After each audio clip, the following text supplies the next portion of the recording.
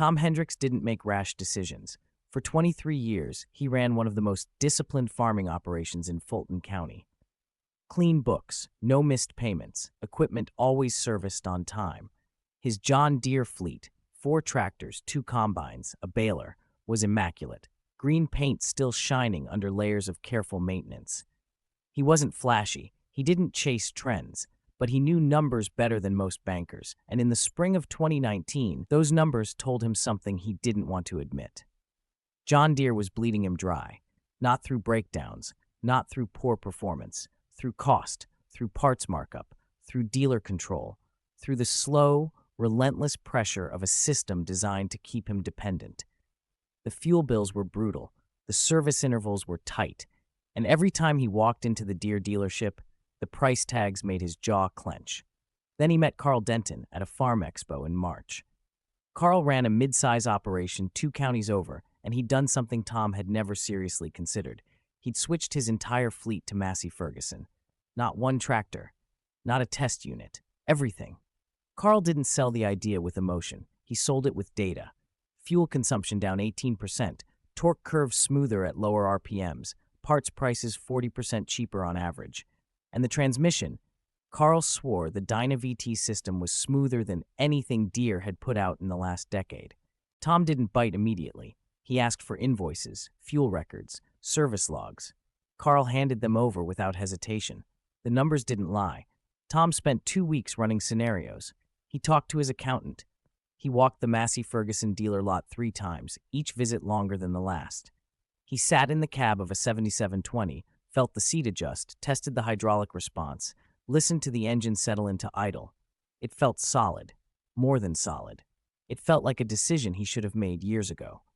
By late April, Tom had made his move.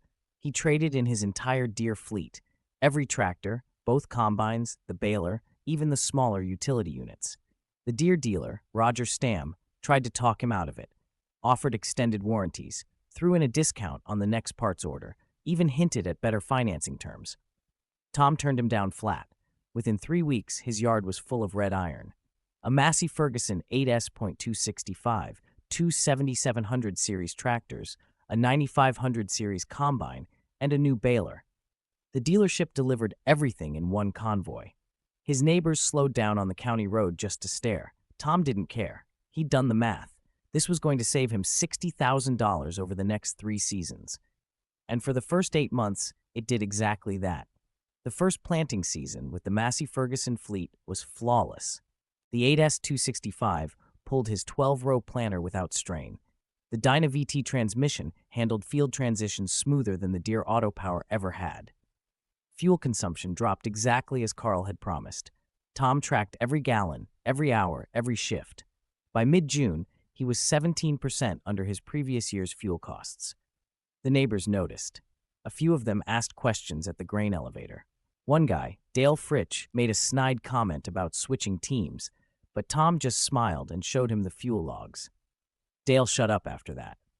Harvest came in September, and the 9500 combine performed like a machine twice its price. The grain tank filled fast. The threshing was clean.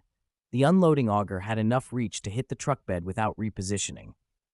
Tom finished his corn 2 days ahead of schedule. He didn't brag, but he didn't hide it either.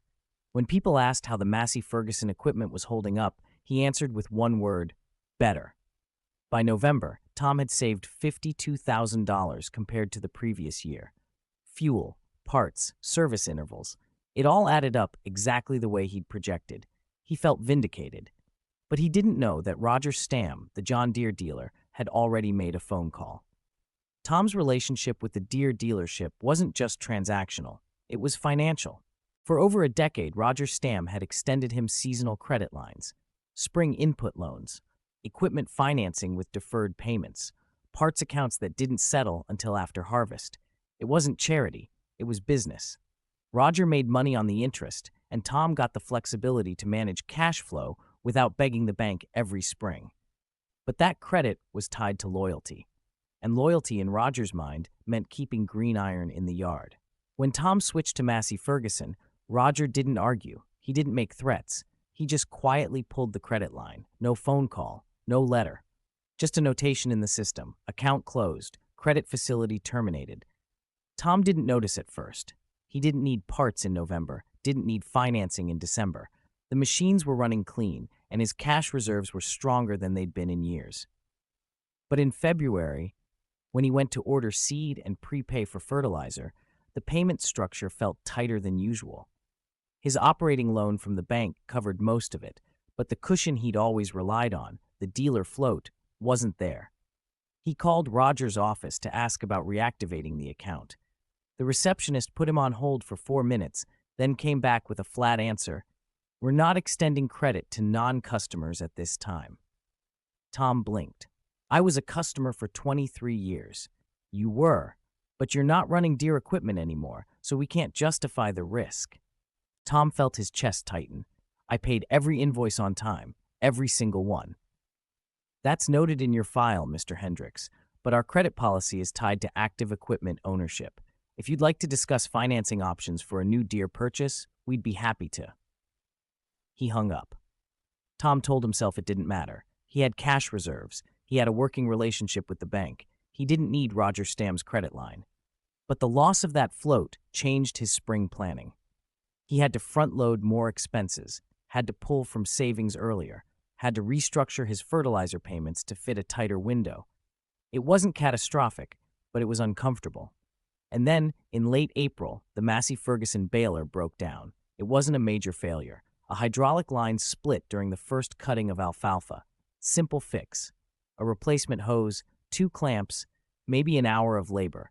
Tom called the Massey Ferguson dealer. They didn't have the part in stock. They could order it, but it would take 3 days.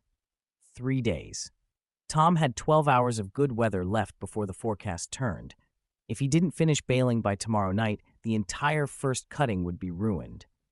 He asked if they could overnight the part. The parts manager said they'd try, but couldn't guarantee it. Tom hung up and called a local hydraulic shop. They had generic hose, but it wasn't rated for the pressure spec on the Massey Ferguson system. It might work. It might blow out in an hour. Tom took the gamble, installed the generic line, got back in the field. The hose lasted 4 hours. Then it blew again, this time spraying hydraulic fluid across the entire right side of the baler. By the time he got it shut down, cleaned up, and jury-rigged a temporary repair, the weather had turned. Rain moved in that night and sat over the county for 6 days. The first cutting of alfalfa rotted in the field. Tom lost $18,000.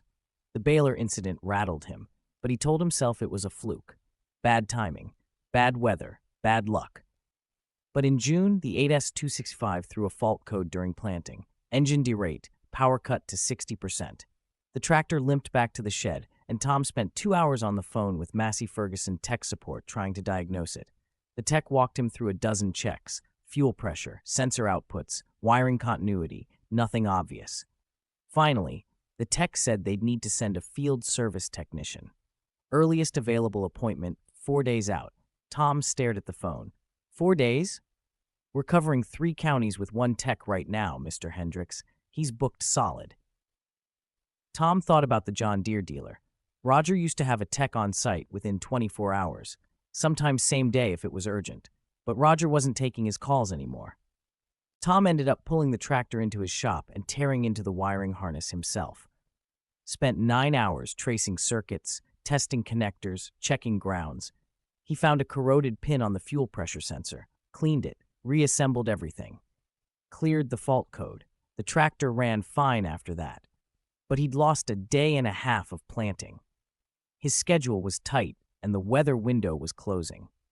He finished the last field at 11 o'clock at night, under work lights, praying the forecast held. It did, barely. But the pressure was building. Harvest season started in late August, and Tom was determined to prove the switch had been worth it. The 9500 combine fired up clean. The header engaged smoothly. The first pass through the corn looked good. Grain quality was high, moisture levels were right, and the yield monitor showed numbers that made Tom smile for the first time in months. He ran for 6 hours straight. Then the feeder house jammed. Tom shut down, climbed out, and pulled the inspection panel. A chain tensioner had backed off, letting the feeder chain skip. The corn slugged up, and now the entire intake was packed solid. He spent 90 minutes clearing it by hand, adjusted the tensioner, fired the combine back up. It ran for 2 more hours. Then the tensioner backed off again. Tom called the Massey Ferguson dealer. The service manager said the tensioner was a known issue on that model year. There was an updated part. They didn't have it in stock, but they could get it in 2 days. 2 days. Tom asked if he could overnight it from a regional warehouse. The service manager said he'd check. Called back an hour later. The part was back-ordered. Estimated ship date, 7 to 10 days. Tom felt his hands go cold. 7 to 10 days meant he'd miss the harvest window. Meant his corn would sit in the field while the moisture climbed and the price dropped. Meant he'd lose tonnage to mold, to weather, to time. He called 3 other Massey Ferguson dealers in surrounding states. None of them had the part. One of them suggested he try fabricating a custom solution. Tom hung up and stared at the combine. For 23 years, when a Deere machine went down, Roger Stamm had parts on his desk by the next morning, sometimes the same day. The dealer network was airtight. The inventory was deep. Massey Ferguson didn't have that. Tom spent the next 2 days fabricating a workaround. He pulled the tensioner assembly, machined a retaining washer from scrap steel, and reassembled the whole system with threadlock compound and a safety wire backup. It wasn't pretty, but it held. He got back in the field and finished the corn harvest 3 days behind schedule. The delay cost him 4 cents a bushel on the market price, $14,000. By November, the financial picture was uglier than Tom wanted to admit. The fuel savings were real. The Massey Ferguson equipment, when it ran, performed exactly as promised. But the downtime had gutted him. The baler failure, the tractor sensor issue, the combine tensioner. Each one had cost him time, and time in farming translated directly to money. The lost alfalfa cutting, the delayed corn harvest, the price drops, the missed weather windows. Add it all up, and the savings he'd projected were gone. He sat at his kitchen table in early December and ran the numbers again. Factored in the parts delays, the service gaps, the jury-rigged repairs. The Massey Ferguson fleet had cost him $8,000 more than his old Deere operation would have. And that wasn't counting the credit line he no longer had access to. Tom stared at the spreadsheet. His chest felt tight. His hands were shaking. He'd made the switch based on data, based on logic, based on performance metrics and cost analysis, but he'd missed the invisible variable. Dealer support wasn't just about parts availability. It was about infrastructure, about response time, about the financial cushion that came with long-term loyalty. Roger Stamm had been more than a parts supplier. He'd been a financial partner, a service safety net, a system that absorbed risk. And Tom had walked away from it thinking the machines were all that mattered. In January, Tom got a call from his accountant. The operating loan was coming due in March. The bank wanted to see his balance sheet before they renewed. Tom knew what the balance sheet would show: lower cash reserves, higher repair costs, tighter margins. The accountant asked if he'd considered refinancing some of the equipment. Tom said he'd think about it. But refinancing meant going back to a dealer. And the only dealer with competitive rates in the region was Roger Stamm. Tom drove to the John Deere dealership on a cold Thursday morning in late January. The lot was full of green iron. The showroom smelled like new paint and hydraulic fluid. Roger was in his office. He looked up when Tom walked in, and his expression didn't change. Tom, Roger. They stared at each other for a long moment. Tom sat down. I need to talk about financing options. Roger leaned back in his chair. You still running that Massey Ferguson fleet? I am. Then I can't help you. Tom's jaw tightened. I paid you on time for 23 years. You did, and then you left. I made a business decision. So did I. Roger's voice was calm. No anger, no emotion. Just fact. You wanted to save money on fuel and parts. That's fine. But you also gave up the support system that came with this dealership, the credit line, the parts priority, the service response time. That wasn't free, Tom. It was built on loyalty. Tom felt his throat close. So this is punishment. No, it's business. You chose a different supplier. That supplier doesn't have the infrastructure we do. That's not my fault. Tom stood up. His legs felt unsteady. I came here thinking we could work something out. Roger didn't move. If you want to work something out, trade that red iron back in. Buy green. We'll talk. Tom walked out without answering. By February, Tom was facing a choice he didn't want to make. He could keep the Massey Ferguson fleet and gamble that the parts supply would stabilize, that the service network would improve, that the next breakdown wouldn't come at the worst possible moment. Or he could swallow his pride, take the loss, and trade back to John Deere.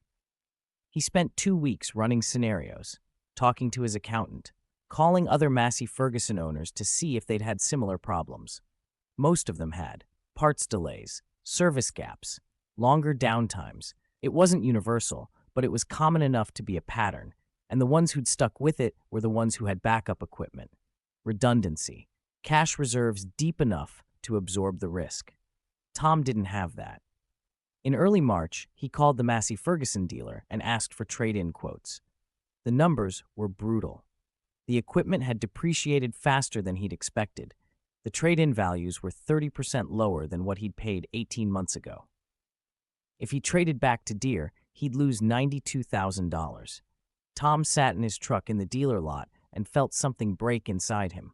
He'd made the switch to save money, to be smart, to run the numbers and make the logical choice, and it had cost him nearly $100,000. Tom didn't trade back. He couldn't afford to. Instead, he restructured, sold off one of the smaller Massey Ferguson tractors to a neighbor, used the cash to pay down part of the operating loan, tightened his budget everywhere he could. He kept the 8S265, the 9500 combine, and one 7700 series tractor, enough to run the operation, but barely. And he started building relationships with independent repair shops, guys who could fabricate parts, who didn't care about brand loyalty, who could get him back in the field without waiting on a parts pipeline. It wasn't elegant, but it worked. By spring planting, he'd stabilized. The machines ran, the crops went in. The cash flow held, but the margin was razor thin. And every time he passed the John Deere dealership, he felt the weight of what he'd lost. Not just the credit line, not just the parts support, the safety net, the system that had kept him farming for 23 years without a catastrophic failure. He'd traded it for lower fuel costs and better torque curves, and he'd learned the hard way that performance doesn't mean anything if you can't keep the machine running. By the summer of 2021, Tom had settled into a new rhythm. The Massey Ferguson equipment still ran. The fuel savings were still real, but he'd adapted his operation around the reality of limited dealer support. He kept extra parts in stock, hydraulic hoses, sensors, filters, anything that could fail at the worst moment. He built relationships with 3 different independent mechanics, paid them retainers to prioritize his service calls. He joined an online forum for Massey Ferguson owners and started trading parts leads. Someone in Iowa had a tensioner assembly. Someone in Nebraska had a spare wiring harness. He shipped a fuel pump to a guy in Kansas in exchange for a hydraulic valve. It was a patchwork system, but it kept him moving. The neighbors stopped asking how the switch was going. They could see it in his face, in the way his equipment sat in the yard a little longer between seasons, in the way he didn't brag about fuel savings anymore. Dale Fritsch made another comment at the grain elevator in August, something about finding out the hard way. Tom didn't respond. He just loaded his grain and left. Because Dale was right, he had found out the hard way. And the lesson had cost him $92,000, a credit line, and 2 years of margin he'd never get back. In the fall of 2022, Tom got a call from Carl Denton. Carl was the guy who'd sold him on Massey Ferguson in the first place, the one with the fuel logs and the smooth sales pitch. Tom hadn't talked to him in over a year. "Hey, Tom, just checking in. How's the fleet holding up?" Tom paused. "It's running." Good, good. I heard you had some parts issues last year." "I did." "Yeah, that's been a problem for a lot of guys. Dealer network's still catching up." Carl's tone was light, casual, like it was a minor inconvenience. Tom's jaw tightened. "It cost me almost $100,000, Carl." There was a long silence. "I didn't know it was that bad." Tom exhaled slowly. "You told me the numbers would work. You showed me the fuel savings, the parts prices. You said it was a no-brainer. It is, if you've got the backup, if you've got the cash reserves to ride out the rough spots." "You didn't mention that part." Carl sighed. "I didn't think I had to. I thought you were in a stronger position." Tom hung up. He didn't trade back to Deere. He didn't sell the farm. he just kept going. The Massey Ferguson equipment ran, some days better than others, some seasons cleaner than others. But the margins never recovered. The credit line never came back. And every time he walked into the Massey Ferguson dealer lot, he felt the weight of what he'd given up. Not the machines, the system, the invisible infrastructure that had kept him farming for 2 decades without ever wondering if a parts delay would ruin him. Roger Stamm had known it all along. Loyalty wasn't about paint color, it was about survival. And Tom had learned that lesson the most expensive way possible.